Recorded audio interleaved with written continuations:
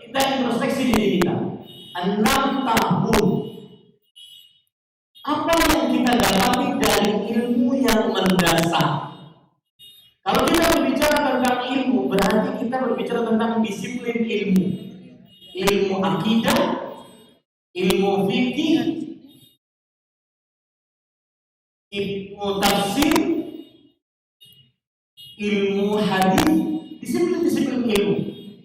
Sekarang kita sudah 6 tahun, mungkin hadir di majelis kajian tabligh akbar, kajian rutin, kajian bulanan, coba berapa banyak? Ratusan kali.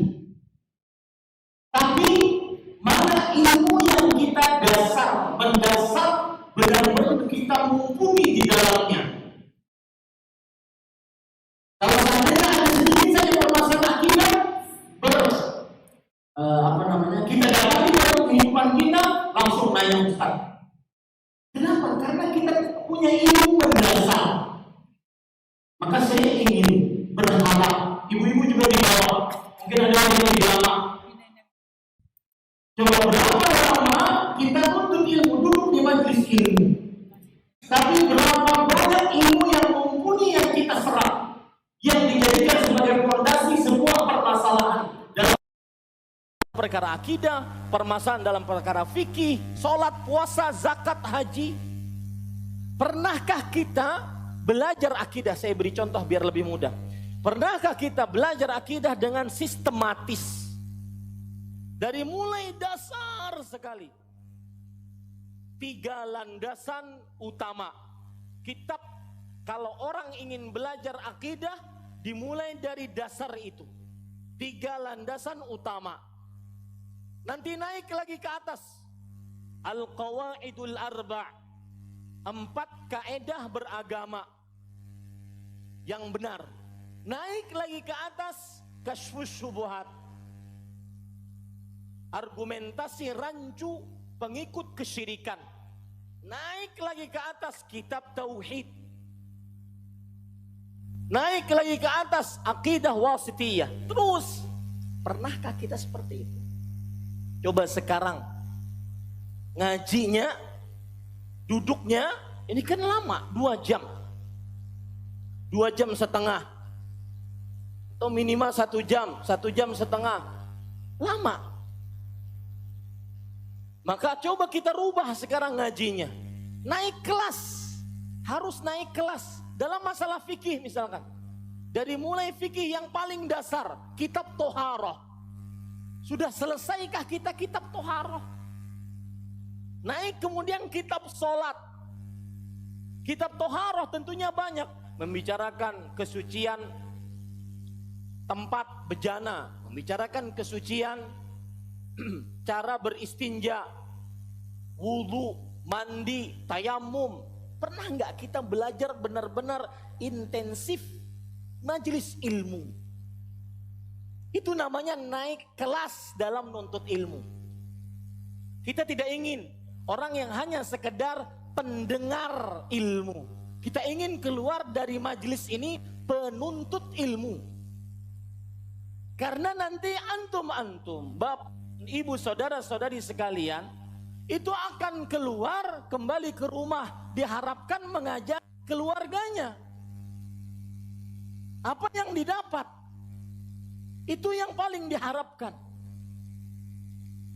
Ini para ikhwan yang dirahmati oleh Allah. Umat Islam sekarang memerlukan kajian-kajian yang mendasar dan ilmu-ilmu agama. Kita lihat penuntutan ilmu agama sebagai seorang rakyat Indonesia. Kita lihat dari mulai TK belajar perkara agama, SD belajar perkara agama, SMP, SMA, habis itu nol, lepas. Ngaku tidak? Ya, benar nggak? Fitkah saya? Setelah SMA lepas belajar agama, kecuali yang memfokuskan diri untuk belajar ilmu agama. Sedangkan SD, SMP, SMA itu hanya sebatas kunci-kunci umum dalam agama. Belum permasalahan-permasalahan yang rinci yang seseorang harus mengetahuinya. Dan haram orang bodoh di dalamnya. Ini para ikhwah yang dirahmati Allah. Ayo, sekarang naik kelas dalam menuntut ilmu agamanya. Naik kelas. Lebih baik lagi nuntut ilmu agamanya. Betul, bagus kajian-kajian tematik di mana-mana, tablik akbar, tidak meragukan, tidak ada yang meragukan, itu bagus.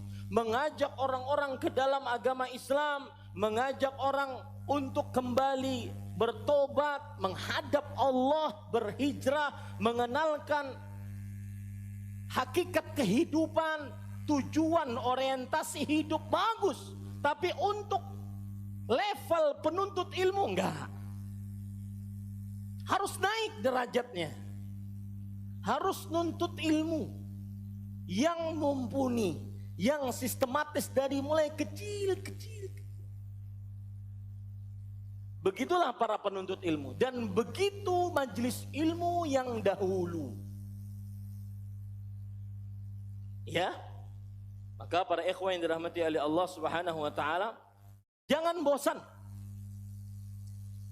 untuk belajar agama dengan sistematis yang mendasar.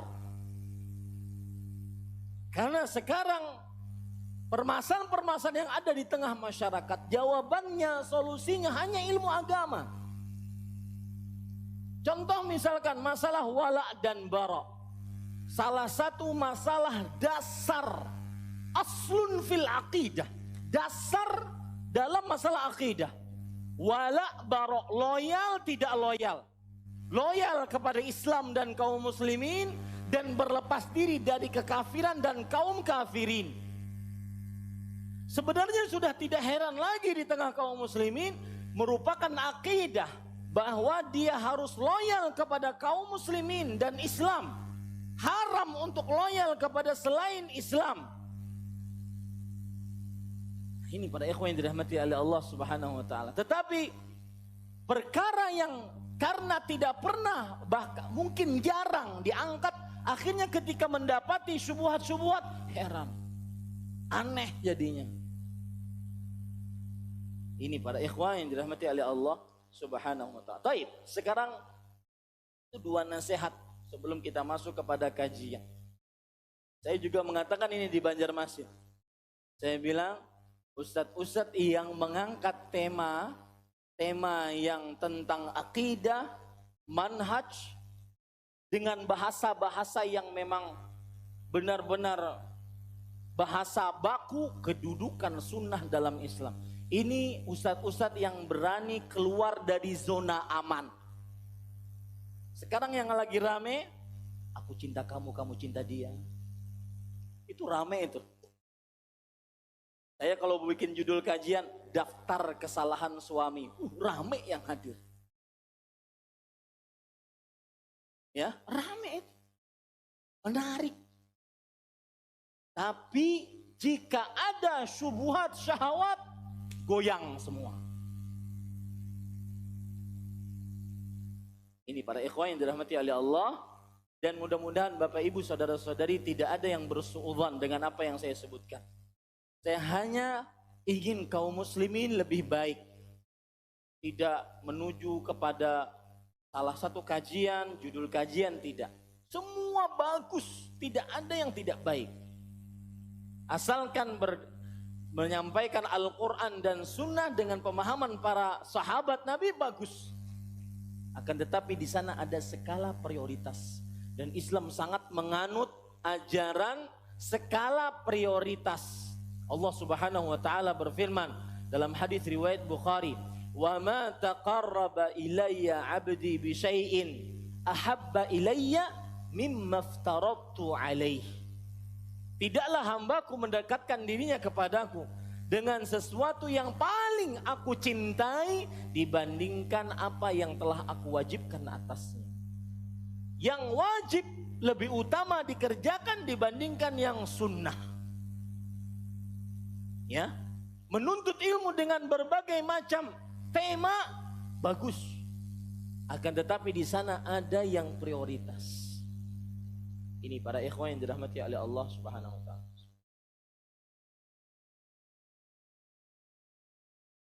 Para ikhwah yang dirahmati oleh Allah, tema Makanatus Sunnati fil Islam, kedudukan sunnah dalam Islam, ini saya ambilkan dari sebuah tulisan ringan yang ditulis oleh ahli hadis abad ini, abad ke-15 Hijriah.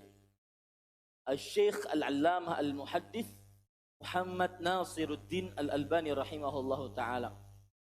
Dengan judul aslinya yaitu Manzilatu Sunnati fil Islam wa bayanu annahu la yustaghna anha bil Quran. Kedudukan sunnah di dalam Islam dan penjelasan bahwa sunnah tidak boleh diabaikan dari Al-Quran. Ini judul buku aslinya dan itu kita akan bahas dari itu insya Allah. Artinya materi saya ambilkan dari buku itu. Sekarang kita ingin meletakkan masalah dulu. Kedudukan sunnah dalam Islam. Kedudukan berarti adalah bukan keutamaan, bukan. Kedudukan maksudnya derajat. Kalau keutamaan itu kan apa amalan orang yang mengamalkan sunnah, apa dia akan dapatkan di dunia, dia akan dapatkan di akhirat. Itu namanya keutamaan. Ini tidak kedudukan. Kedudukan sunnah dalam Islam. Saya beri contoh misalkan kedudukan 2 kalimat syahadat di dalam rukun Islam. Dia adalah rukun yang pertama, satu kedudukan itu. Yang kedua, dia adalah sumber dari semua rukun-rukun Islam. 2. Yang ketiga, dia adalah penentu dari semua rukun-rukun Islam. Itu namanya kedudukan. Kedudukan sholat misalkan. Dia adalah rukun Islam yang kedua setelah 2 kalimat syahadat. Dia adalah amalan yang paling dicintai Allah dan Rasulnya. Dia adalah amalan yang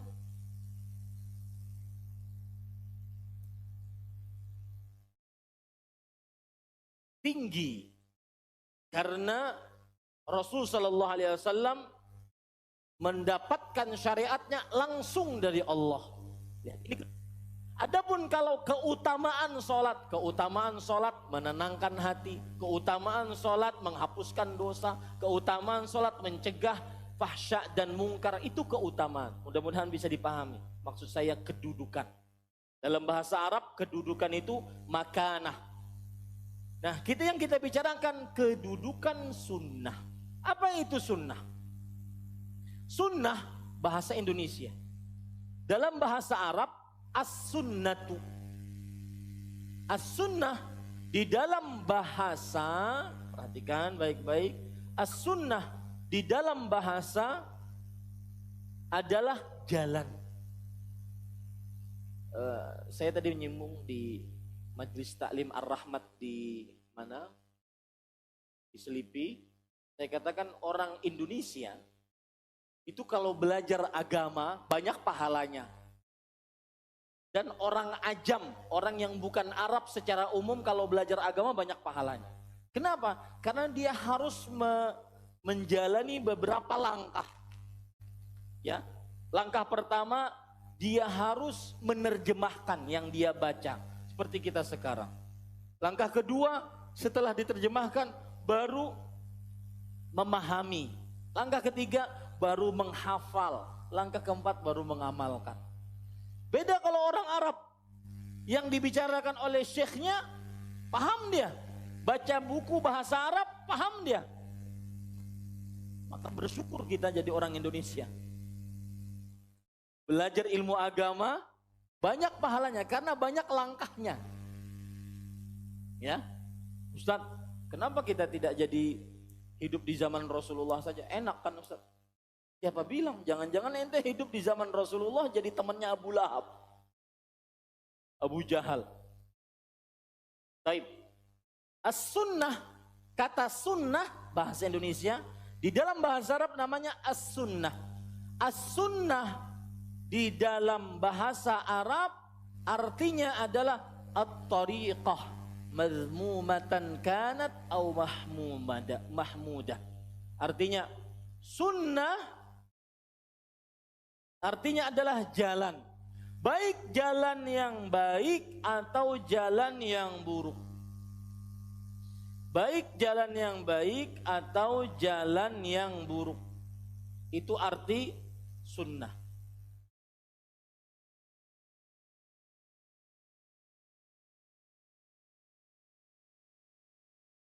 Kemudian para ikhwan yang dirahmati oleh Allah Subhanahu wa taala.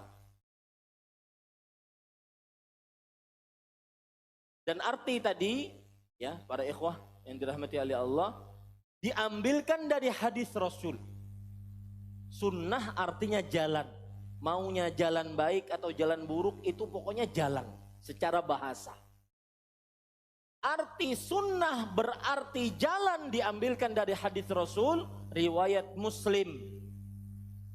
Dari Jarir bin Abdullah Al-Bajali radhiyallahu anhu, Rasul sallallahu alaihi wasallam bersabda, "Man sanna sunnatan hasanah." Barang siapa yang menjalani jalan yang baik. Lihat. Di situ ada kata hasanah, baik. Fa'alaihi falahu ajruha wa ajru man 'amila biha ila yaumil qiyamah. Maka baginya pahalanya dan pahala orang yang melakukan sunnah tersebut sampai hari kiamat. Sunnatan sayyi'ah, siapa yang menjalani jalan yang buruk, sayyi'ah buruk, fa'alaihi wizruha, maka dia menanggung dosanya, wa wizru man 'amila biha ila yaumil qiyamah, dan dosa orang yang melakukan jalan yang buruk tadi sampai hari kiamat.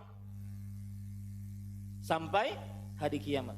Di sini sekali lagi kata sunnah artinya jalan, baik jalan yang baik atau jalan yang buruk. Dalilnya apa tadi para ikhwah? Hadis riwayat siapa? Muslim. Dari siapa? Jarir bin Abdullah Al-Bajali. Dan saya berpesan, ini juga termasuk dalam rangka naik kelas dalam nuntut ilmu. Ya, naik kelas dalam nuntut ilmu. Anda kajian di mana saja, asalkan ustadznya bermanhaj ahlus sunnah di atas pemahaman para salafus saleh, bawa buku, bawa pulpen, harus punya modal untuk belajar. Kita bukan ceramah umum biasa, kita majelis ilmu yang di dalamnya kita harus mengangkat kebodohan dari diri kita. Ya, majelis-majelis yang diisi oleh para pengajar yang bermanhaj ahlus sunnah di atas pemahaman para salaf senantiasa sangat konsen dengan ilmu, bukan dengan dongeng, apalagi sampai tawa kita sana sini, nggak ada tuh. Kita ingin pelajari Al-Qur'annya dan hadisnya. Kalau Anda lihat masjid-masjid dan majelis-majelis ilmu yang ada di masjid-masjid di Indonesia ini terbagi menjadi dua. Ada yang majelis-majelisnya amaliyah banyak, amaliyah. Jadi umat Islam diajarkan untuk beramal. Dan ingat, umat itu terserah ulamanya. Ya, amaliyah banyak. Nanti ceramahnya paling 5 menit, 10 menit. Betul tidak? Betul? Kadang 2 jam, amaliyah banyak, amaliyah. Entah itu istighfaran, salawatan, yasinan, banyak amaliyahnya. Nanti majelis ilmunya cuma 5 menit, 10 menit, sekitar itu. Ataupun lebih kurang daripada itu. Lebih banyak amaliyahnya. Jadi umat Islam diajarkan untuk beramal dan sedikit ilmu saat itu. Di sana ada kebalikannya, ilmunya banyak, amalnya kurang. Nah, dua-duanya ini keliru. Karena iman mengumpulkan ilmu dan amal illa alladzina amanu wa amilus shalihat. Kecuali orang yang beriman. Iman di sini ilmu dan beramal saleh. Maka para ikhwan yang dirahmati oleh Allah, saya berpesan, kita bukan Imam Bukhari. Kita bukan Imam Asy-Syafi'i yang tidak bisa nulis. Tidak bisa tidak nulis. Kita harus nulis. Bahkan Imam Asy-Syafi'i sendiri mengatakan, al-ilmu saydun wal kitabatu qayduhu. Qayyid suyudaka bil hibalil wathiqah. Faminal hamaqati an tasida ghazalatan wa tatrukaha bainal khalaiqi khaliqatan. Ilmu itu adalah binatang buruan. Penulisannya adalah mengikatnya. Ikatlah binatang buruanmu. Termasuk sebuah kebodohan adalah ketika kamu sudah dapat binatang buruan lalu kamu biarkan dilepas. Itu bodoh namanya. Maka para ikhwah, ini kita di majelis ilmu. Dan ini tugas di zaman sekarang. Harus lebih mengenalkan, seperti yang saya sebut tadi, sudah orang yang berhijrah, sudah banyak orang yang mengenal hakikat hidup, ingin lebih islami, ingin lebih takwa, ingin lebih bertaubat kepada Allah. Walhamdulillah. Nah, tugas kita para pendakwah mengenalkan, oh majelis ilmu begini. Karena dulu di majelis-majelis ilmu yang dulu itu orang nuntut ilmu, duduk ngaji, nulis apa yang disampaikan. Bukan hanya sekedar buang waktu, ikut, enggak. Ini majelis yang mulia, agung. Kembali kita ke permasalahan kita. Hadis tadi riwayat siapa? Muslim. Dari Jarir bin Abdullah Al-Bajali radhiyallahu anhu. Lihat lagi hadis yang lain sebagai dalil bahwa sunnah secara bahasa artinya adalah jalan. Jalan yang baik atau jalan yang buruk. Hadis riwayat Imam Bukhari dan Muslim dari Abu Sa'id Al-Khudri radhiyallahu anhu. Dan kalau saya sebutkan hadis, tulis sahabatnya, siapa yang meriwayatkannya, dan konten hadisnya. Kalau Al-Quran mungkin antum mudah nulis. Al-Quran surat ini, surat sekian, ayat sekian. Mudah nulis. Ya, tulis siapa perawi periwayatnya, Imam Bukhari kah, Imam Muslim kah, Imam Abu Daud kah, Imam Tirmidzi kah, Nasai kah. Siapa sahabat yang meriwayatkannya dan apa isinya, agar tidak terlewat kepada kita. Rasulullah SAW bersabda, la tattabi'unna sanana man kana qablakum. Sungguh kalian akan benar-benar mengikuti sunnah-sunnah. Sunan, di sini kata-kata sanan diambil dari kata sunnah. Kebiasaan, jalan. Jalan-jalan orang-orang sebelum kalian. Shibran bi shibrin wa dhira'an bi dhara'in. Hatta law dakhalu juhra dhabbin la dakhaltumuh. Sejengkal demi sejengkal, setapak kaki demi setapak kaki, sehasta demi sehasta. Sampai-sampai orang-orang sebelum kita masuk ke dalam lubang dob, biawak Arab. Yang lubangnya itu cuma satu lubang, satu lubang masuk, satu lubang keluar. Lubangnya bau busuk, lubangnya tidak enak, pengap. Kalau umat sebelum kita, Yahudi Nasrani masuk ke situ, maka yakinlah ada dari kaum muslimin yang mengikuti mereka. Para sahabat Nabi bertanya, al-Yahudu wan Nasara ya Rasulullah. Siapa mereka wahai Rasulullah? Apakah kaum Yahudi dan Nasrani? Maka Rasulullah SAW menjawab, faman? Kalau bukan mereka siapa lagi? Dan itu terbukti sekarang. Hadis ini terbukti sekarang. Dari mulai permasalahan besar menyangkut maslahat umum bernegara, ngikut orang kafir. Permasalahan individu, gaya bicara, gaya berpikir, gaya berjalan, gaya berpakaian, ikut orang kafir.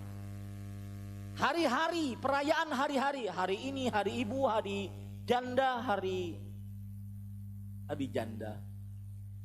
Ya, ikut kebiasaan orang-orang kafir. Nah, ini dalil yang menunjukkan arti sunnah adalah apa?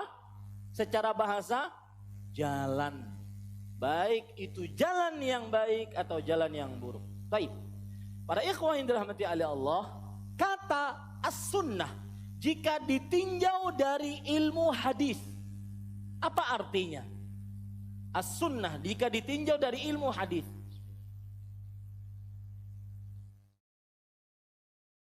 Para ulama hadis mengatakan ma'uthira 'alin nabi sallallahu alaihi wasallam min qaulin aw fi'lin aw taqririn aw sifatin khalqiyah aw khuluqiyah.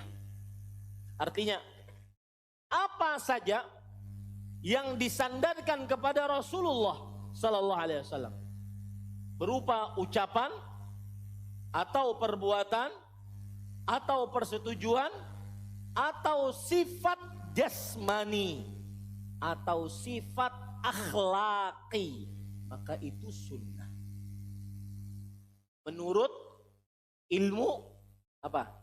Hadis.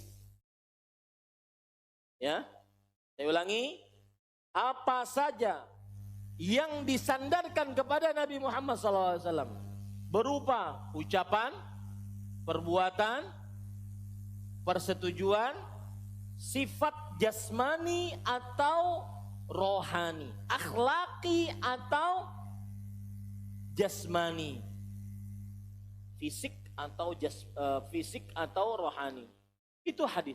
Sedangkan menurut arti as-sunnah ditinjau dari ilmu usul fikih. Mereka mengatakan ma nuqila 'anin nabi sallallahu alaihi wasallam min qaulin aw fi'lin aw taqrir. Apa saja yang dinukilkan dari Nabi Muhammad sallallahu alaihi wasallam berupa ucapan atau perbuatan atau persetujuan, itu sunnah. Bedanya dengan ulama hadis apa tadi? Kalau hadis apa? Ada sifat jasmani, physically, dan sifat akhlaki, rohani. Kalau usul cuma membicarakan 3, ucapan, perbuatan, dan persetujuan. Taib. Dan nanti malam saya di TV Roja, di Masjid Al-Barakah, saya akan berbicara tentang mengenal 5 hukum fikih. Ini juga fondasi dasar dalam pembicaraan fikih.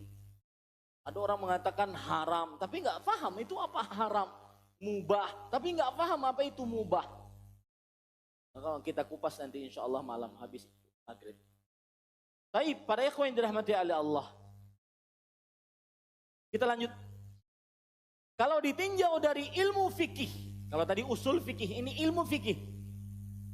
As-sunnah ma sabata 'anin nabi sallallahu alaihi wasallam min ghair iftiradin wala wujubin. Sunnah artinya adalah sesuatu yang tetap dari Nabi Muhammad sallallahu alaihi wasallam tanpa perintah kewajiban.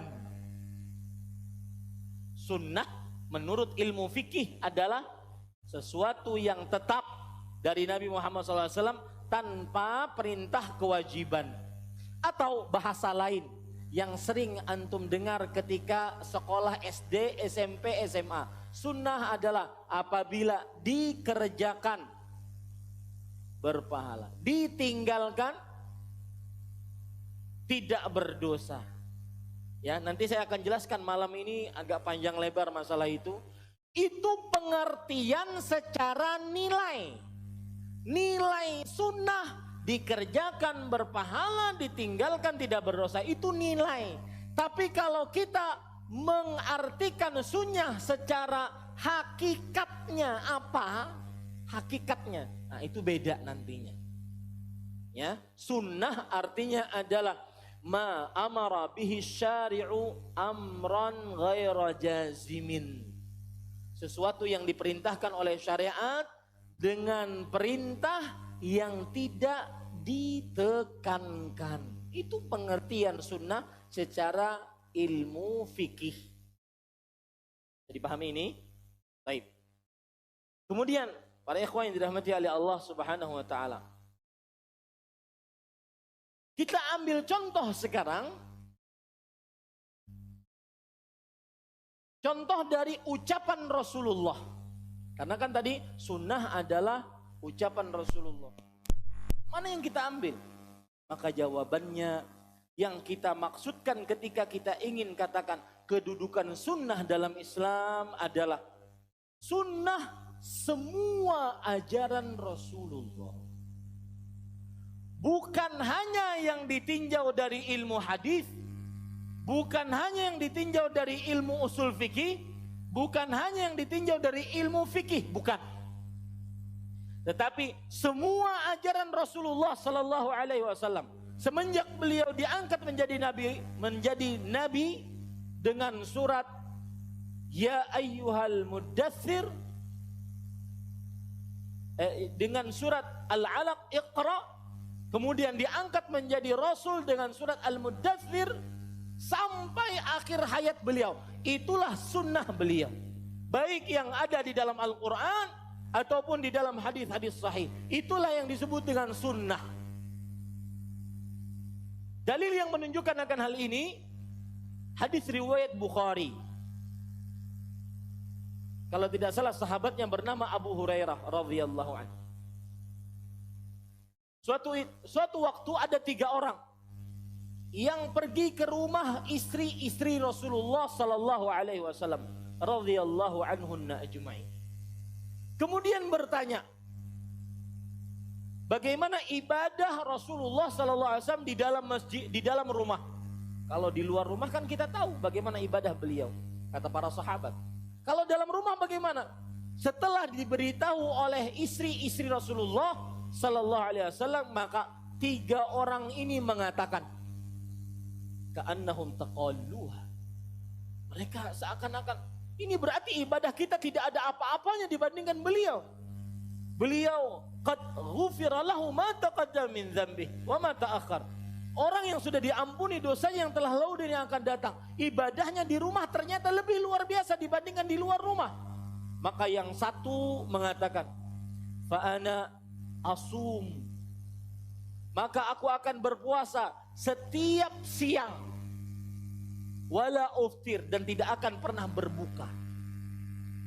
Yang satu mengatakan, wa ana usallil lailah, aku akan sholat malam setiap malam, tidak pernah tidur. Yang ketiga mengatakan, ana la atazawwajun nisa, aku tidak akan menikahi wanita. 3 orang ini tujuan mereka berniat seperti itu untuk beribadah kepada Allah Subhanahu wa taala. 3 orang ini akhirnya ditemui oleh Rasulullah sallallahu alaihi wasallam. Qultum kadza wa kadza, kaliankah yang mengatakan seperti ini, seperti ini, seperti ini? Maka mereka mengatakan, bala ya Rasulullah. Tentu wahai Rasulullah, benar.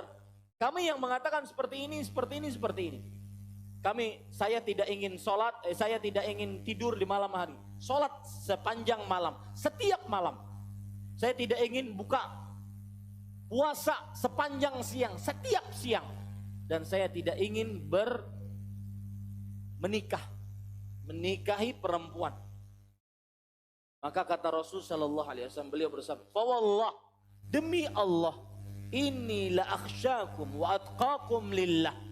Aku sangat takut dan sangat bertakwa dibandingkan kalian kepada Allah. Tetapi saya sholat dan saya tidur, saya puasa dan saya berbuka, dan saya menikahi para perempuan. Di akhir hadis Rasulullah SAW bersabda, faman raghiba an sunnati. Lihat, siapa yang membenci sunnahku. Sunnah di sini berdasarkan ilmu hadis? Bukan. Berdasarkan ilmu usul fikih? Bukan. Berdasarkan ilmu fikih? Bukan juga. Tetapi sunnah di sini maksudnya adalah seluruh ajaran Rasulullah sallallahu alaihi wa ala alihi wasallam. Maka ketika kita mengatakan kedudukan sunnah di dalam Islam, apa saja yang diajarkan oleh Rasulullah sallallahu alaihi wasallam itulah sunnah. Apa saja syariat beliau itulah sunnah. Jadi jangan salah sekarang. Kita tidak membicarakan sunnah bermakna ditinjau dari ilmu fikih, enggak. Ada ilmu fikih berarti arti sunnah kebalikan dari wajib, tidak. Tapi sunnah adalah seluruh apa yang diajarkan oleh Rasulullah sallallahu alaihi wa ala alihi wasallam. Baik. Para ikhwah yang dirahmati oleh Allah Subhanahu wa taala.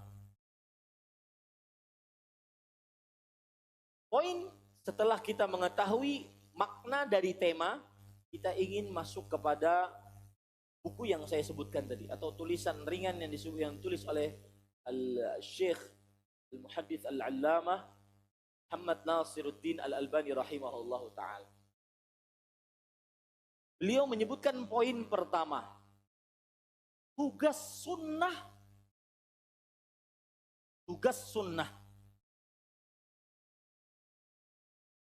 ditinjau atau tugas sunnah terhadap Al-Quran.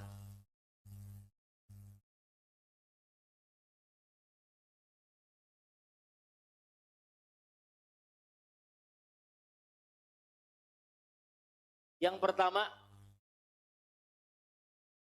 menjelaskan lafaz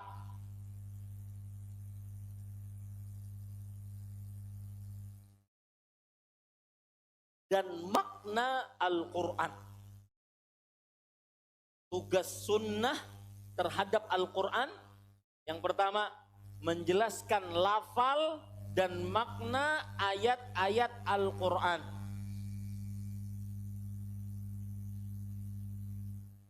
Ini menunjukkan bahwasanya Rasulullah Sallallahu Alaihi Wasallam, beliau selama hidup beliau tugasnya adalah menjelaskan Al-Quran.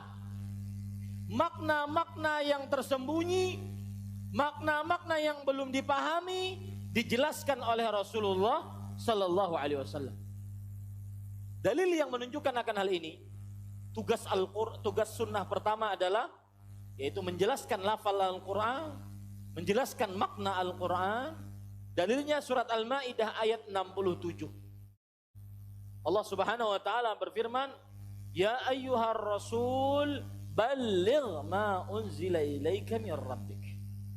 Wahai Rasul, yaitu Nabi Muhammad sallallahu alaihi wasallam, sampaikan apa saja yang diturunkan kepadamu dari Rabbmu, sampaikan. Maka ketika ayat Al-Quran sampai kepada Rasulullah, beliau wajib menyebutkannya, menyampaikannya kepada umat Islam. Dan juga menyampaikan penjelasan terhadap ayat tersebut. Ini tugas sunnah yang pertama. Makanya para ikhwan yang dirahmati oleh Allah Subhanahu wa taala, penjelasan terhadap Al-Quran yang paling utama adalah sunnah Nabi Muhammad sallallahu alaihi wa ala alihi wasallam. Dalil yang lain diambil dari hadis Rasul. Dalil apa ini? Dalil bahwa tugas sunnah terhadap Al-Quran adalah menjelaskan lafal dan makna Al-Quran. Dalil yang lain, hadis riwayat Bukhari dan Muslim dari Aisyah radhiyallahu anha, Rasulullah sallallahu alaihi wasallam bersabda, "Man haddatsakum anna Muhammadan katama syai'an umira bitablighihi faqad a'zama 'ala Allahil firyah." Tsumma talatil ayah al-madhkurah.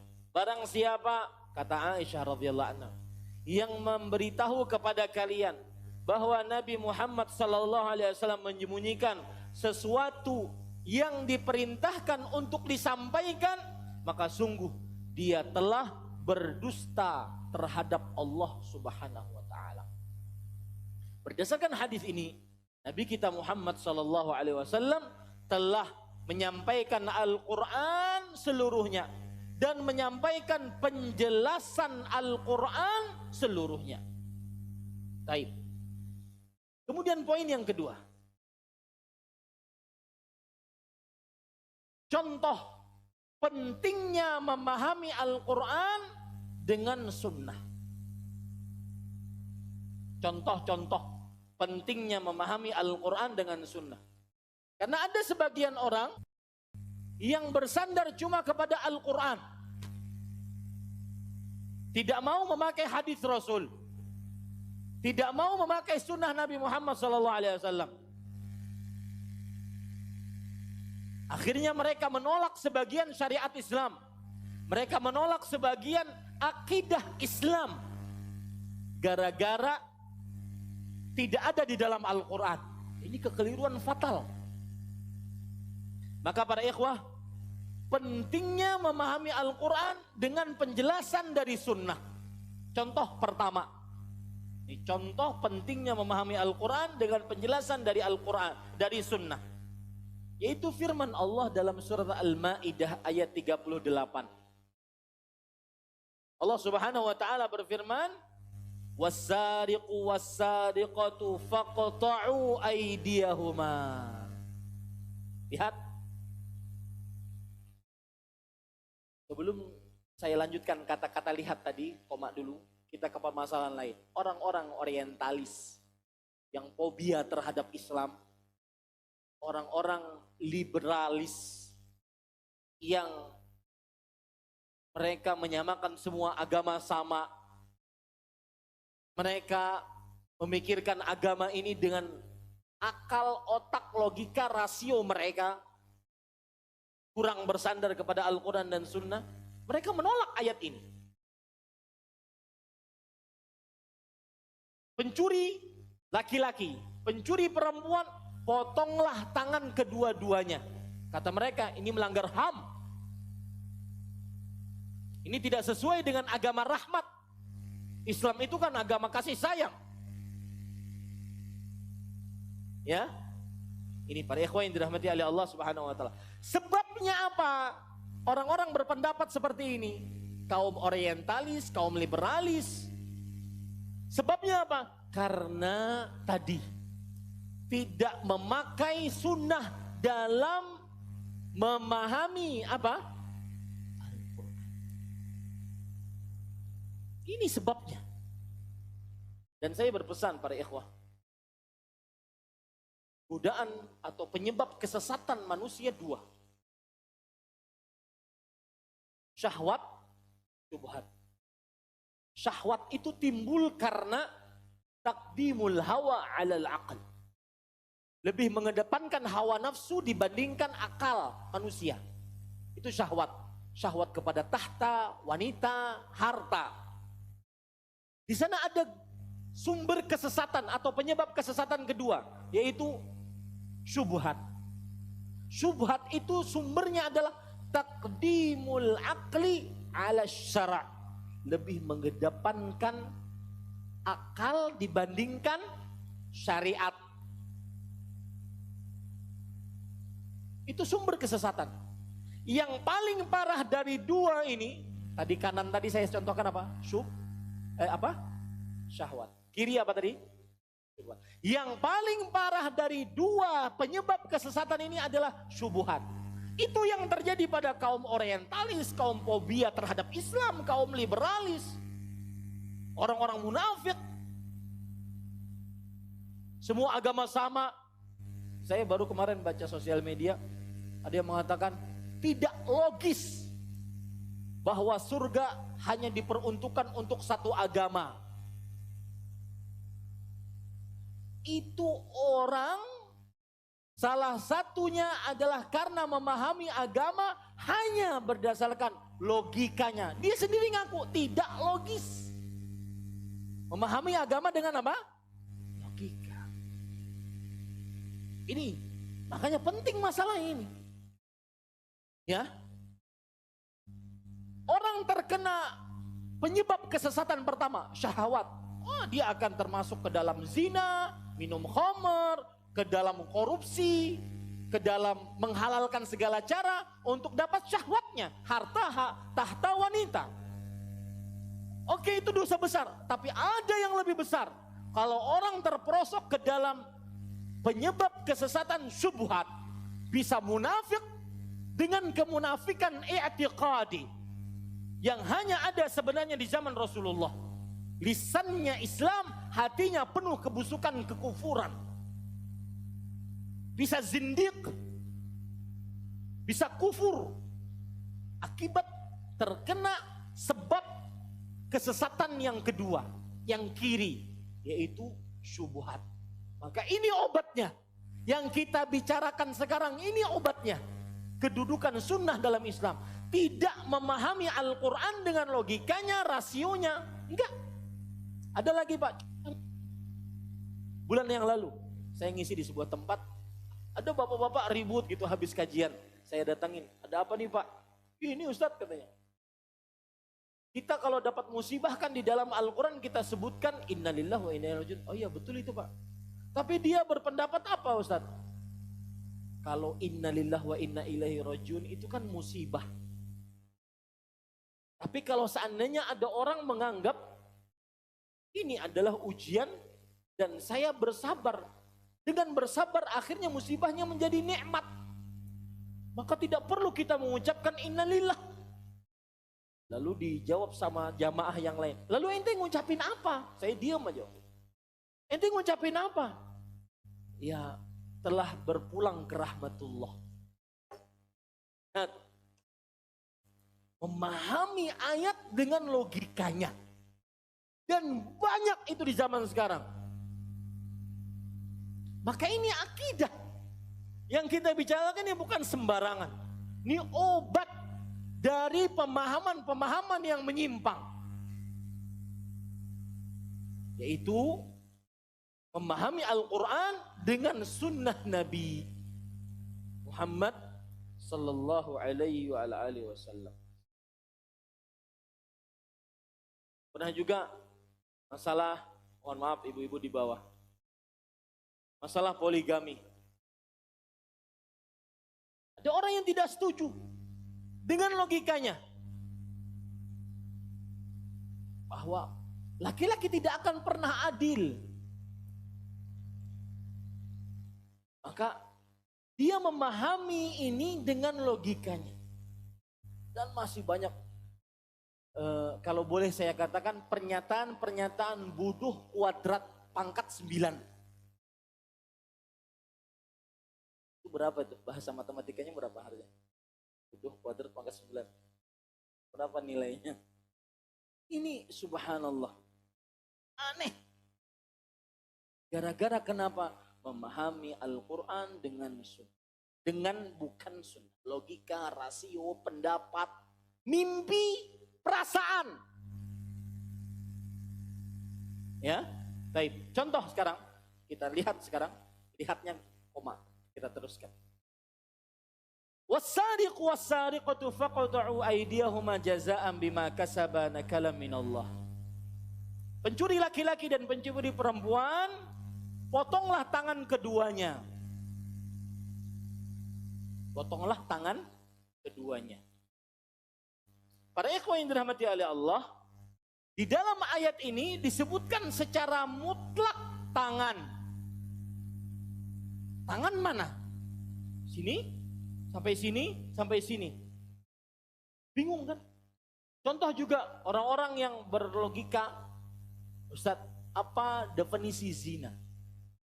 Zina adalah ketika kepala, mohon maaf, kemaluan lelaki masuk kepada farji perempuan yang bukan halal. Itu adalah zina. Ustadz, kalau definisi Ustadz seperti itu, kalau seandainya kepalanya saya tidak masukkan, mohon maaf, saya bengkokkan, tapi masuk, apakah zina atau tidak? Ini pembicaraan yang cuma berlandaskan apa? Otak, logika, akal. Terlalu tanattu' di dalam memahami ayat dan hadis. Kenapa? Karena tidak bersumber kepada Al-Quran dan Sunnah. Lihat, di dalam hadis ini, ayat ini, Al-Maidah ayat 38, disebutkan tangan secara mutlak. Umum bebas, tangan yang mana? Apakah Ruas jari termasuk tangan, pergelangan termasuk tangan, lengan termasuk tangan, siku, otot termasuk tangan. Yang mana? Itu dijelaskan di dalam mana? Sunnah. Ini para ikhwan yang dirahmati oleh Allah. Kemudian, faqta'u, potonglah. Kapan boleh dipotong? Apakah semua yang mencuri dipotong tangannya? Tidak. Ada batasan. Penjelasan tentang batasan tersebut ada di mana? Di mana? Orang misalkan nyuri permen satu, potong tangan. Nyuri telur ayam satu kampung, telur ayam kampung satu, potong tangan. Enggak. Ini para ikhwan yang dirahmati oleh Allah. Tetapi sunnah membatasinya dengan orang yang mencuri seperempat dinar. Seperempat dinar baru dipotong tangannya. Sebagaimana dalam hadis riwayat Bukhari dan Muslim. Rasul sallallahu alaihi wasallam bersabda, la qat'a illa fi rub'i dinar fasa'ida. Tidak ada potong tangan kecuali tatkala mencuri seperempat dinar dan seterusnya. Itu baru potong tangan. Ini para ikhwan yang dirahmati oleh Allah Subhanahu wa taala. Itu sebagaimana yang dijelaskan melalui hadis Rasul, ucapan dan perbuatan dan persetujuan ketika para sahabat berlaku demikian. Itu sunnah Nabi Muhammad sallallahu alaihi wa ala alihi wasallam. Mereka memotong tangannya pas di sini. Pergelangan, inda mafsal. Ya. Ini para ikhwan yang dirahmati oleh Allah. Contoh yang lain tentang ayat surat Al-Maidah ayat 6. Allah Subhanahu wa taala berfirman, "Famsahu biwujuhikum wa aydikum." Ini tentang tayamum. Usaplah wajah dan tangan kalian. Mana tangan yang dimaksud ketika kita tayamum? Apakah telapak tangan? Apakah seluruh tangan? Apakah sampai siku ataukah sampai ketiak? Karena seluruhnya namanya tangan. Dijelaskan melalui hadis Rasul. Nabi Muhammad sallallahu alaihi wasallam bersabda dalam hadis riwayat Bukhari dan Muslim dan Imam Ahmad dalam kitabnya Al-Musnad, "At-tayammumu darbatun lil wajhi wal kaffain." Tayammum satu pukulan untuk mengusap wajah dan kedua telapak tangan. Sunnah menjelaskan apa Pak? Al-Quran. Ini contoh yang kedua. Contoh yang ketiga, para ikhwan yang dirahmati oleh Allah.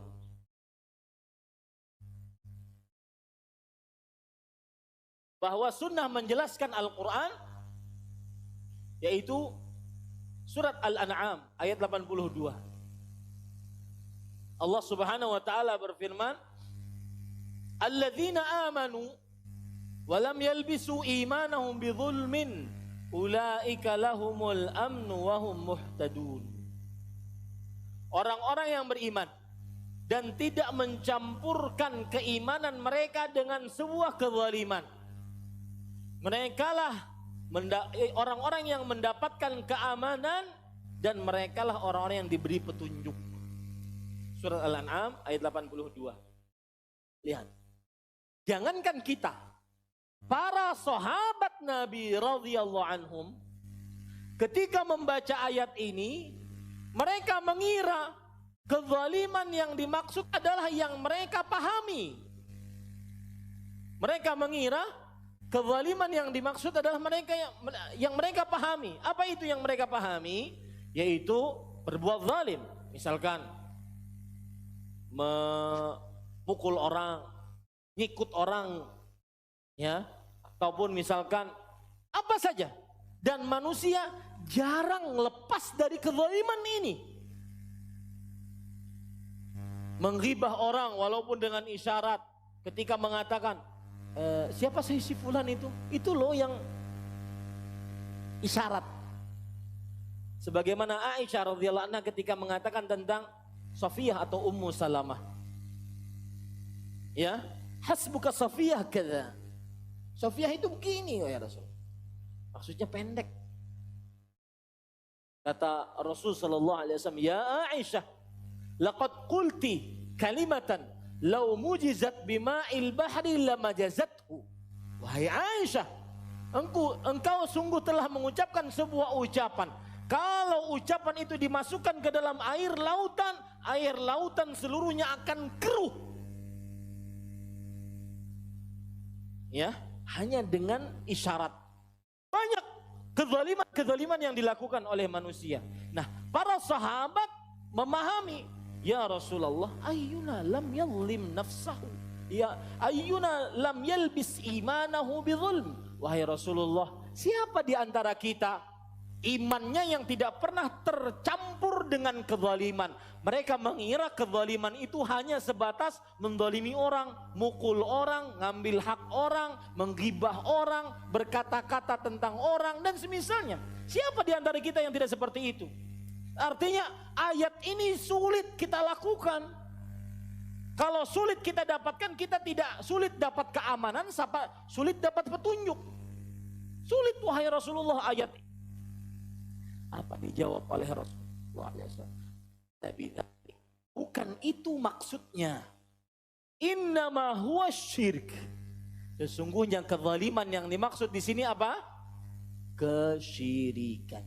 Alam tasma'u ila qawli Luqman alaihi salam. Apakah kamu tidak mendengar kepada ucapan Luqman alaihi salam, inna syirka la zulmun azim. Sesungguhnya kesyirikan adalah kezaliman yang sangat agung. Nah, para ikhwah, karena di sini masalah syirik, kebalikan dari tauhid, saya harus berhenti di sini. Saya harus menjelaskan kenapa syirik disebut kezaliman yang sangat besar oleh Allah Subhanahu wa taala melalui perkataan Luqman. Ada dua sebab minimal. Catat. Kenapa syirik disebut kezaliman yang sangat besar? Yang pertama, karena memberikan ibadah kepada yang tidak berhak diibadahi. Yang kedua, karena beribadah kepada zat yang tidak berhak diibadahi. Kalau tadi ibadahnya tidak berhak diberikan kepada dia, sekarang kita membicarakan zat yang diibadahi ini pun tidak berhak. Selain Allah, apa bisanya? Tidak bisa mencipta, dia makhluk ciptaan, tidak memiliki apa-apa, tidak mendengar kalau kita berdoa kepadanya, tidak bisa mengabulkan kalau seandainya dia mendengar doa kita. Itu sembahan selain Allah. Disinilah letak kezaliman syirik. Meletakkan ibadah tidak pada yang berhak, yaitu Allah Subhanahu wa taala. Dan beribadah kepada yang tidak berhak. Dan meninggalkan Allah yang berhak. Subhanallah. Allah Maha Kuasa, Maha Pencipta, Maha Pengatur, Maha segala maha. Ditinggalkan pergi kepada makhluk, tukang ramal,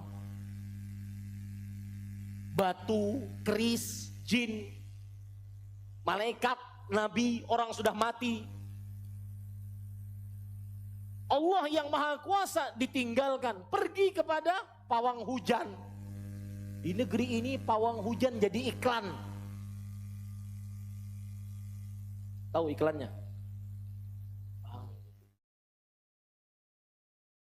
Nyata, syirik. Bagaimana mau aman?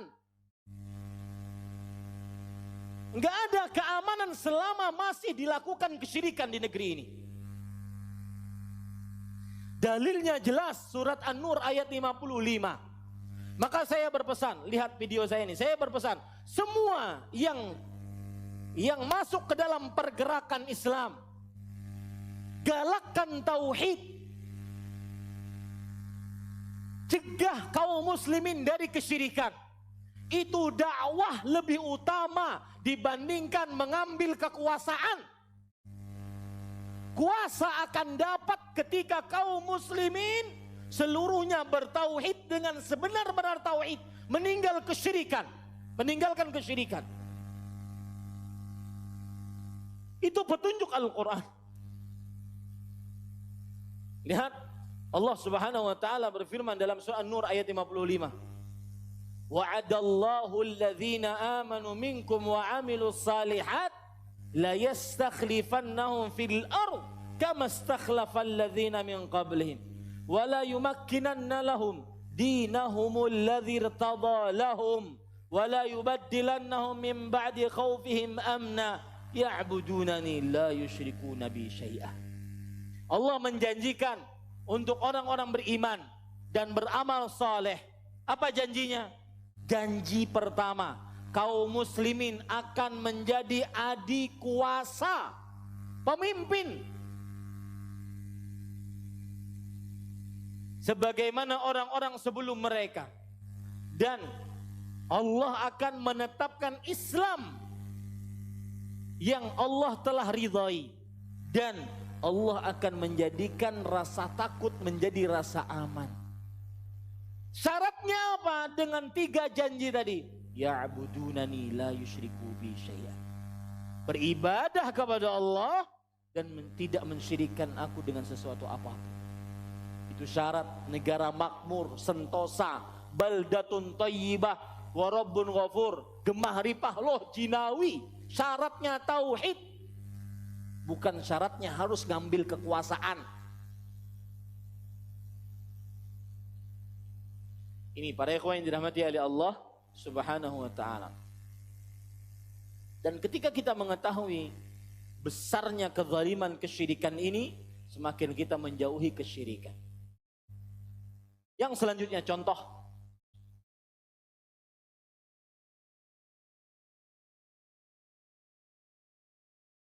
Bahwa Al-Quran bisa dipahami dengan sunnah Rasul, yaitu surah An-Nisa ayat 101. Allah Subhanahu wa taala berfirman, "Wa idza darabtum fil ard falaysa 'alaikum junahun an taqsuru minas shalah in khiftum an yaftinakumul ladzina kafaru." Jika kalian bepergian di bumi, tidak ada dosa atas kalian ketika kalian mengqasar salat. Jika kalian takut untuk ditakut-takuti oleh orang-orang kafir atau diganggu oleh orang-orang kafir.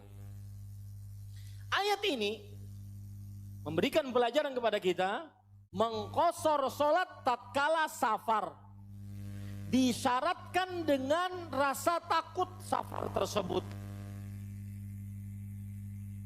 Ya, harus kita boleh mengqasar salat tatkala safar, asalkan safarnya rasa takut. Sekarang aman berarti nggak boleh qasar salat.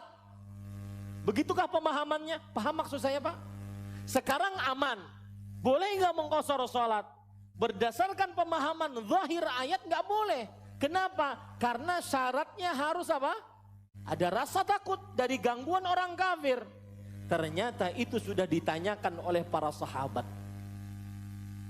Sebagaimana disebutkan dalam hadis riwayat Imam Muslim, para sahabat bertanya kepada Rasulullah sallallahu alaihi wasallam, "Ma baluna naqsuru wa qad aminna?"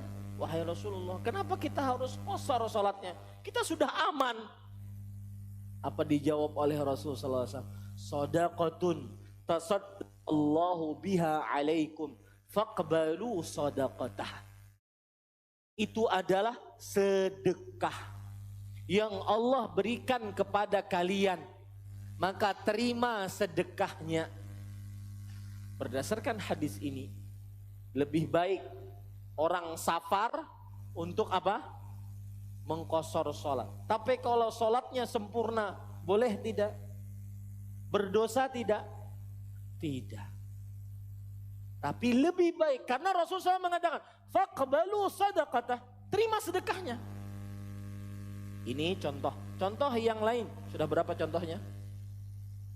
4 apa 5? 4. Yang kelima, Surat Al-Maidah ayat 3. Allah Subhanahu wa taala berfirman, "Hurrimat 'alaikumul maitatu waddam." Diharamkan atas kalian bangkai dan darah. Bangkai dan darah. Apakah semua bangkai? Oh tidak. Ada bangkai yang halal. Sebagaimana sabda Rasul sallallahu alaihi wasallam diriwayatkan oleh Imam Baihaqi. Nabi Muhammad sallallahu alaihi wasallam bersabda, "Uhillat lana maitatan wa ya, dihalalkan bagi kita 2 bangkai dan 2 darah." Tapi ingat Pak, asal hukum bangkai berdasarkan ayat yang hanya 2 bangkai dan 2 darah. Asal hukum darah, asalnya apa? Haram. Haram dikonsumsi, diminum, dimakan, haram. Makanya ketika ada orang mimisan, itu jangan diteguk. Tahu mimisan Pak ya? Nah, itu tidak boleh diteguk, haram. Kenapa? Karena darah haram asal hukumnya. Saya juga pernah mendapati di beberapa daerah di Indonesia, ada orang jualan darah. Darah dibekukan, digoreng. Betul enggak?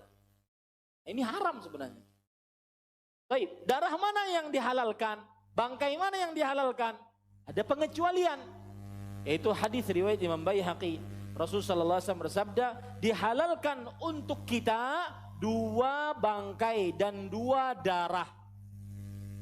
Al-jarad wal hud.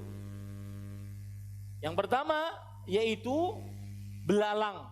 Bangkai belalang halal. Yang kedua ikan. Bangkai ikan halal. Ikan dengan segala macam bentuknya. Dengan segala macam jenisnya halal. Karena Rasulullah SAW menyebutkan umum. Kecuali nanti kalau ikan ada yang beracun. Ikan dengan segala macam bentuknya. Ikan paus. Ada yang makan ikan paus. Kurang ajar sama ikan paus itu. Berani banget. Ya, mau ikan hiu, mau ikan apa saja halal. Asal hukumnya. Karena Rasulullah SAW menyebutkan yang mutlak. Perhatikan, ada kaedah dalam beragama. Disebutkan, saya pernah mendengarnya dari Syekh Ibrahim bin Amir Ruhaili. Bidhahullah. Man qayyada al-mutlaqa bila dalilin bahwa mubtadi'. Siapa yang membatasi sesuatu yang mutlak, yang bebas, dia batasi tanpa dalil, dia ahli bid'ah. Berzikir, kita diperintahkan untuk berzikir yang banyak. Ya ayyuhalladzina amanu dzkurullaha dzikran katsiran wasabbihuhu bukratan wa asila. Wahai orang yang beriman, berzikirlah dengan zikir yang banyak. Banyak berapa jumlahnya, di mana tempatnya, kapan waktunya, sebabnya apa, jumlah bilang tata caranya bagaimana. Ya, semuanya ini tidak ada pembatasan kecuali yang ada batasnya. Siapa yang membatasi tanpa ada dalil, maka ini adalah ahlu bid'ah. Sama ini ad-daman, dua bangkai ikan dan belalang. Belum ditentukan ikan apa, pokoknya ikan. Sedangkan darah al-kabidu wattihal, hati dan apa satu lagi? Hati dari darah. Satu lagi apa? Jantung. Boleh. Al-kabidu, hati, wattihal. Ada yang mengatakan limpa, ada yang mengatakan jantung. Baik. Contoh yang lain lagi. Surat Al-A'raf ayat 32. Setelah ini pertanyaan. Allah Subhanahu wa taala berfirman, "Qul man harrama zinatallahi allati akhraja li'ibadihi wat thayyibati minar rizq." Katakan wahai Muhammad, siapakah yang mengharamkan perhiasan yang telah Allah keluarkan untuk hamba-hambanya dan hal-hal yang baik dari rezeki. Para ikhwan yang dirahmati oleh Allah, di sini seakan-akan semua perhiasan halal, mubah dipakai. Seakan-akan lelaki boleh pakai emas. Maka di sana ada penjelasan dari sunnah, batasan-batasannya. Di antaranya hadis riwayat Imam Hakim, Nabi Muhammad SAW suatu ketika kharaja yauman ala ashabi. Beliau keluar menemui para sahabatnya. Wa fi ihda yadayhi harir wa fil ukhra zahab. Di salah satu tangannya kain sutra, salah satu tangannya besi. Beliau membawa cincin emas, maksud saya. Cincin emas. Kemudian beliau mengatakan, hadzani haramun ala dzukuri ummati, hillun li unathiha. Artinya liinathiha. Artinya dua hal ini haram untuk laki-laki dari umatku, halal untuk perempuannya. Sutra dan emas. Ini penjelasan-penjelasan para ikhwan yang dirahmati oleh Allah dari hadis Rasul sallallahu alaihi wa ala alihi wasallam. Contoh yang terakhir, surat Al-An'am ayat 145. Allah Subhanahu wa taala berfirman, "Qul la ajidu fima uhiya ilayya muharrama ala ta'imin yat'amu illa an yakuna maitatan aw daman masfuhan aw lahma khinzirin fa innahu rijsun aw fisqan uhilla li ghairillahi bih." Katakan wahai Muhammad, aku tidak mendapati di dalam apa yang diwahyukan kepadaku makanan-makanan yang diharamkan untuk dimakan kecuali bangkai atau darah yang tersembur atau daging babi, sesungguhnya dia adalah kotor dan najis, atau sembelihan yang disembelih tanpa menyebut nama Allah. 4 itu saja. Ini umum, dibatasi oleh sunnah Nabi Muhammad SAW.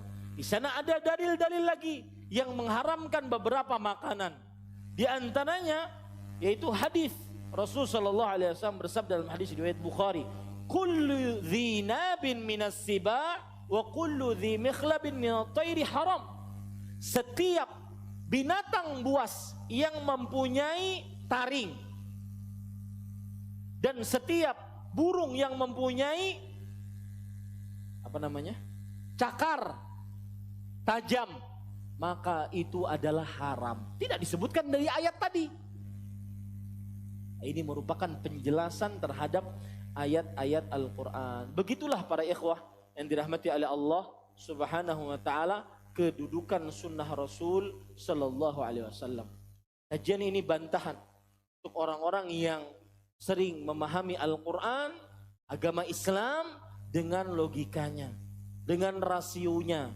Kajian ini juga sanggahan kepada sebagian orang yang sering memahami beragama berdasarkan dengan kebiasaan adat nenek moyang dan semisalnya. Semoga kita semakin mengagungkan sunnah-sunnah Rasul Sallallahu Alaihi Wasallam. Ini yang bisa saya sampaikan pada kajian kali ini. Ada waktu sekitar 15 menit karena saya harus keluar dari masjid ini sebelum asar. Silahkan jika ada pertanyaan.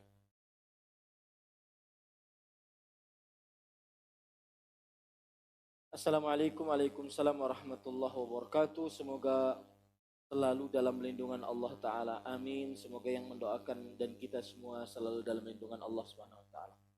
Sunnah semua yang dilakukan selama hidup semenjak diangkat menjadi Nabi dan Rasul. Lalu apakah ada pengecualian yang tidak boleh dilakukan oleh umatnya? Maka para ikhwan yang dirahmati oleh Allah, asal hukum semua yang diajarkan oleh Rasul Sallallahu Alaihi Wasallam adalah ajaran untuk seluruh umatnya. Asal hukumnya begitu. Tetapi di sana ada yang khusus-khusus dimiliki oleh Rasul Sallallahu Alaihi Wasallam. Seperti misalkan beliau tidak bersahur. Karena beliau mengatakan innama at'amani wa wasaqani rabbi, sesungguhnya Rabbku memberiku makan dan minum. Kemudian beliau tidak bersahur, bukan tidak bersahur, tidak berbuka. Tidak berbuka. Jadi puasa terus gitu, nanti sahur puasa lagi terus sampai sahur. Jadi tidak berbuka. Yang disebut dengan puasa wisal. Puasa terus menerus.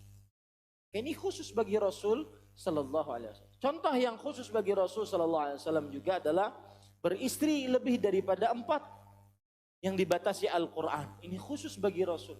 Dan para ulama usul fikih ketika membicarakan yang seperti ini, mereka akan membicarakan apa tanda-tanda bahwa itu khusus bagi Rasulullah sallallahu alaihi wasallam. Di antara tanda-tanda yang disebutkan oleh para ulama rahimahumullah adalah bahwa tidak ada seorang sahabat pun yang mengikutinya.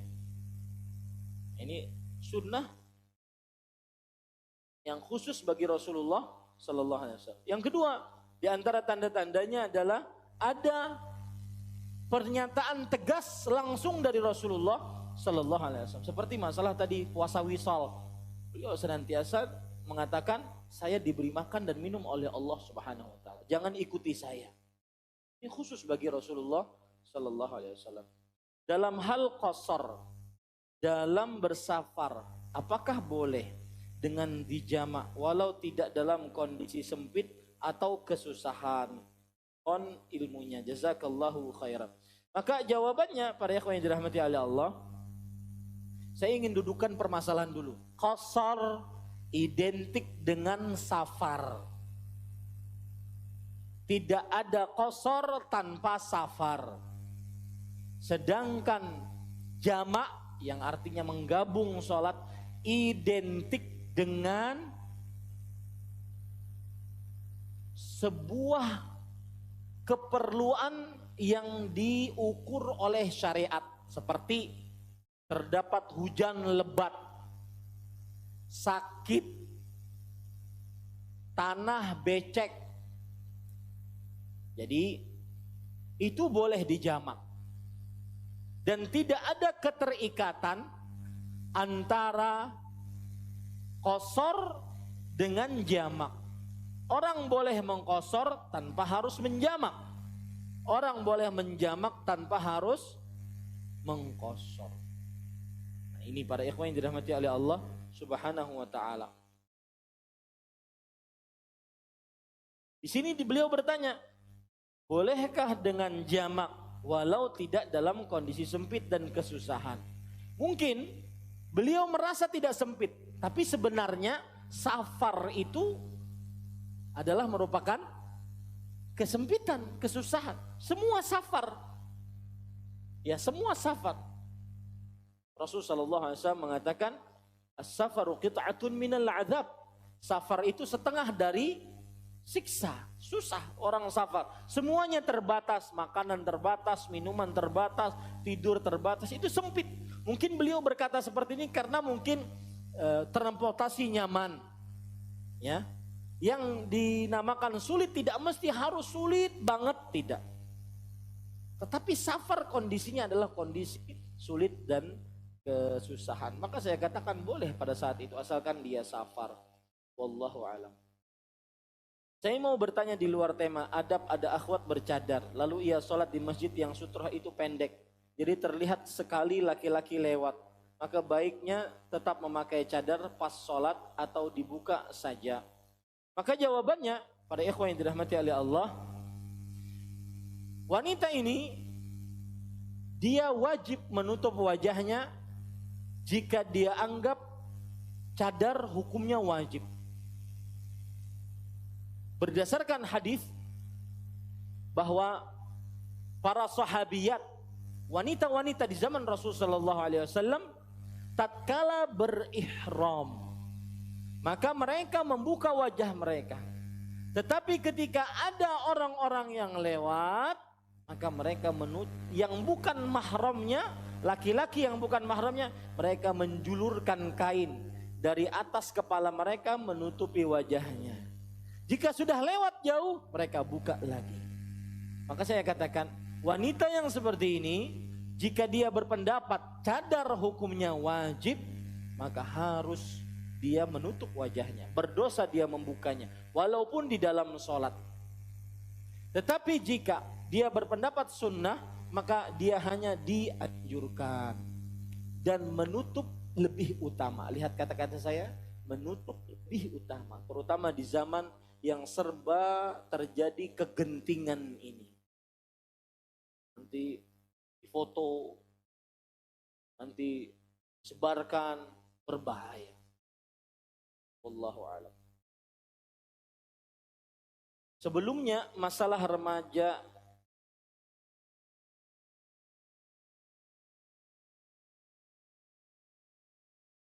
saya kurang tertarik untuk membicarakan sebuah kelompok tertentu atau sebuah nama tertentu. Saya tertarik untuk membicarakan perbuatan. Tanya perbuatannya apa, ya, kelompok tertentu perbuatannya apa, tanpa harus menyebut namanya, sehingga tidak terjadi kekacauan di luar sana nantinya karena ini di video dan semisalnya. Apa yang dimaksud Bapak kami Ibrahim? Cara memahaminya.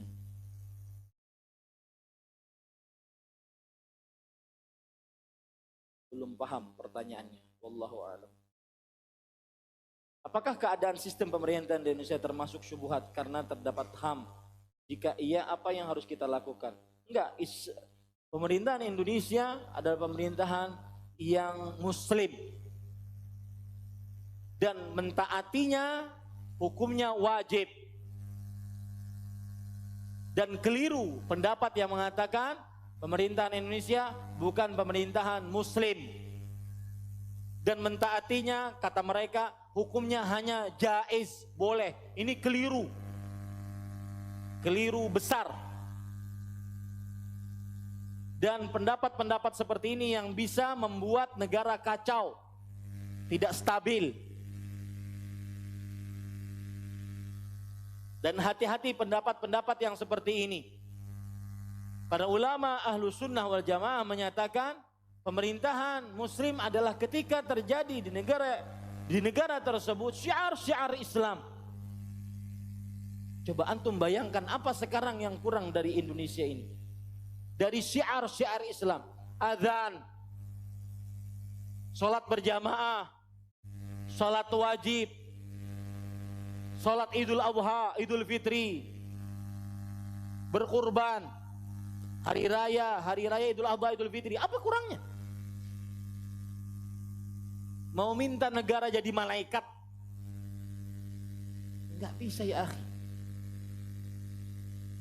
Ya, Rasul Shallallahu Alaihi Wasallam ketika membolehkan orang memberontak pemerintah, beliau mengatakan, la illa antarau kufran buahan indakum minallahi fihi burhan. Tidak, kecuali ketika kamu melihat pemimpin itu kafir nyata seperti matahari di siang bolong. Indakum minallahi fihi burhan. Kalian memiliki dalil dari Al-Quran dan Sunnah atas kekafiran pemerintah tersebut. Bukan katanya, bukan isu, bukan desas-desus. Ya. Di dalam hadis yang lain, Rasulullah SAW melarang orang memberontak ketika beliau mengatakan, la ma aqamu fikumus salah. Tidak boleh kalian memberontak selama, artinya tidak boleh memberontak, wajib taat. Selama mereka mendirikan di tengah-tengah kalian sholat. Ya, ini hati-hati. Syubhat pemikiran khawarij. Pemikiran orang-orang yang ingin memisahkan dirinya dari kesatuan kaum muslimin di Indonesia ini. Kita berharap bahwa pemerintah kita mengerjakan Al-Quran dan Sunnah lebih maksimal. Tetapi pemerintah kita tetap muslim, saat ini muslim, dipimpin oleh muslim, dan keadaan negara pun muslim. Ada masjid, syiar-syiar Islam ada. Ini para ikhwan yang dirahmati oleh Allah Subhanahu wa ta'ala. Dan mentaati pemerintah wajib hukumnya. Ya, saya berbicara tentang pemerintah Indonesia. Wajib hukumnya selama bukan pada maksiat. Wajib. Kita tidak bersependapat dengan mengatakan hanya boleh. Berarti boleh, taat boleh, tidak taat. Enggak ya akhi, taat. Kita menganggap bahwasanya pemerintah ini mentaatinya adalah sebuah keimanan. Selama bukan dalam maksiat. La ta'ata fi ma'siyatillah, innama ta'atu fil ma'ruf. Tidak ada ketaatan dalam perihal bermaksiat kepada Allah. Sesungguhnya ketaatan hanya dalam hal yang ma'ruf. Adapun kalau Anda tidak setuju dengan berbagai macam kebijakan, maka jangan mengeluarkan mereka dari pemerintahan muslim. Tetap mereka muslim. Lalu kebijakan-kebijakan yang tidak disetujui, nasihati. Bukankah Islam sudah mengatur semuanya? Hadis riwayat Imam Ahmad, Rasulullah SAW bersabda, "Man arada an yansaha lidhi sultan, fala yubdihi alaniyah, falyakhudh biyadihi wa in kana wa in qabila fadha, wa illa kana adda alladhi alaihi." Barang siapa yang ingin menasihati seorang yang mempunyai wewenang kekuasaan, maka jangan dia perlihatkan di hadapan orang banyak. Ambil tangannya, berduaan, nasihati. Ini pun menamai berduaan di sini jangan terlalu bodoh-bodoh amat mengarti. Ustaz berduaan dengan Jokowi. Ini kok literlek banget. Ada cara yang lain. Artinya jangan di hadapan orang banyak. Kalau diterima, alhamdulillah. Tidak diterima, lihat hadis Rasul. Tidak diterima, tugasmu sudah selesai. Tugasnya selesai. Lihat Rasul sallallahu alaihi wasallam ketika mengatakan kepada para sahabatnya, innama alaikum ma humiltum wa alaihim ma humilu. Kalian rakyat, tugas kalian kerjakan sebagai rakyat. Kalian tidak akan ditanya tugas pemerintah. Dan mereka, tugas mereka ya akan ditanya sebagai pemerintah. Kita tidak akan ditanya tugas pemerintah. Ini para ikhwah, hati-hati ini. Pemikiran-pemikiran menyimpang, kadang-kadang casingnya sama. Paham kan kalau saya bilang casingnya sama? Bagaimana jika seorang awam, apa ini? Kepada maksiat, contoh seperti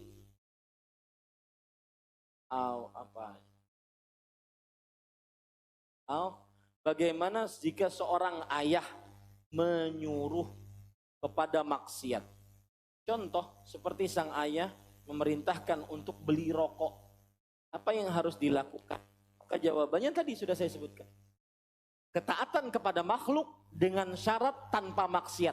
Itu kaidah. Taat pada tanpa maksiat. Istri taat kepada suami. Anak taat kepada orang tua, rakyat taat kepada pemerintah. Syaratnya satu, yaitu tanpa maksiat. Tadi kata Ustaz tidak boleh membatasi yang mutlak saat bahas Al-Maidah 3. Yang ingin saya tanyakan, saya bekerja di perusahaan minyak goreng dan dalam proses pembuatan dari kelapa sawit hingga jadi minyak goreng butuh bahan tambahan pangan yang mana bisa halal dan haram. Dengan proses di atas tersebut, apakah sertifikasi halal dari MUI dibutuhkan? Perhatikan para ikhwah. Asal hukum makanan halal. Allah berfirman, ya ayyuhan nas kulu mimma fil ardi halalan thayyiba. Wahai manusia, makanlah apa yang ada di bumi yang halal dan baik. Asal hukum makanan halal. Selama tidak diharamkan. Ya. Maka pada saat itu sertifikasi dari Majelis Ulama Indonesia perlu, akan tetapi untuk perkara-perkara yang belum ada atau tidak terkena syubhat padanya, maka dia tetap pada kehalalannya.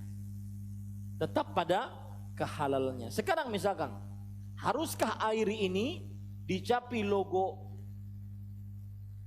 halal dari Majelis Ulama Indonesia? Haruskah barang-barang dicapi makanan-makanan, mie instan dicapi logo dan semisalnya? Maka asal hukumnya halal, artinya Anda boleh beli di situ. Terutama kita di negara muslim. Beda kalau seandainya hukumnya di negara kita minoritas orang kafir. Maka pada saat itu asal hukumnya kita harus hati-hati. Asal hukumnya kita harus hati-hati. Maka para ikhwan yang dirahmati oleh Allah, saya berbicara tentang asal hukum. Asal hukumnya halal. Tetapi jika ada yang berlabel halal dari Majelis Ulama Indonesia, maka tentunya itu bisa dijadikan prioritas dibandingkan yang lainnya. Tetapi tidak boleh terlalu bersikap terlalu berlebih-lebihan. Saya tidak mau beli, kenapa? Enggak ada label halalnya. Padahal asal hukumnya semuanya apa? Wallahu a'lam.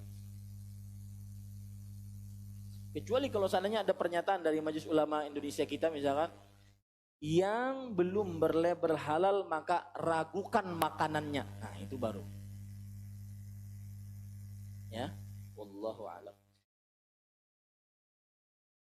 Apakah ahlul hadis pasti mengerti fikih atau sebaliknya? Maka para ikhwan yang dirahmati oleh Allah, semestinya orang yang ahli hadis dia mengerti fikih. Karena sumber fikih berasal dari hadis. Sallallahu alaihi wasallam. Dan hadis, kalau kita berbicara hadis, bukan hanya ucapan Nabi, perbuatan, persetujuan beliau, tetapi juga asar dari para sahabat. Itu juga termasuk daripada hadis. Maka siapa yang ahli hadis semestinya sejatinya dia ahli fikih. Tetapi kemampuan manusia terbatas. Ada yang kadang dia terfokus dengan hadis. Ada yang dia terfokus dengan fikih, pemahaman terhadap hadis tersebut. Dalam pengambilan suatu hukum dalam syariat, mana yang lebih sebaiknya diikuti? Apakah ahlul hadis dan ahlul fikih? Maka jawabannya ikuti dalil. Dalil dari Al-Quran dan hadis Rasul sallallahu alaihi wa ala alihi wasallam. Mohon maaf para ikhwah, karena waktu tidak mencukupi. Saya kira cukup yang sudah saya jawab. Yang sudah mengirim pertanyaan dan belum terjawab, saya memohon maaf belum bisa dijawab. Kita cukupkan dengan kafaratul majlis. Subhanakallah bihamdik, asyhadu an la ilaha illa anta astaghfiruka wa atubu ilaik. Wassalamualaikum warahmatullahi wabarakatuh.